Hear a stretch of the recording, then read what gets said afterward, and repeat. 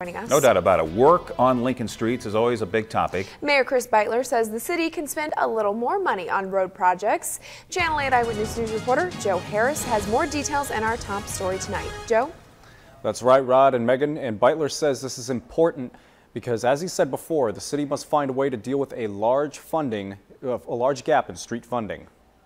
On Thursday, Mayor Chris Beitler announced that more money can go to city streets. He says it's possible because property valuation numbers are almost $950,000 higher than projected, and he wants to set those aside for city streets in the biennial budget. The mayor says even though the budget already includes $65 million a year for road work, the city still faces an annual $33 million funding shortfall through 2040, and it's important to continue looking for every possible way to maximize investments in streets.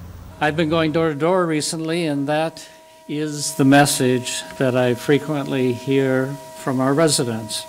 And that's what was recently confirmed by the Lincoln Citizens Transportation Coalition. A month ago, the mayor also said the city was able to add almost $3 million more to roads projects for the next 2 years because city health insurance rates came in lower than projected. And he's not stopping there.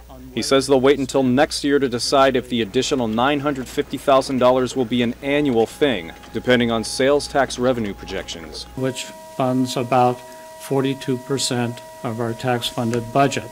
Our proposal is to set aside the funds until we know whether we are likely to meet our sales tax projections. Beitler says if they don't meet those projections, the funds will be used to prevent budget cuts. Now, any biennium changes must be approved by the City Council, and they are scheduled to vote on that this Monday. And we will, of course, be following that. So, Joe Harris, thank you for our top story tonight.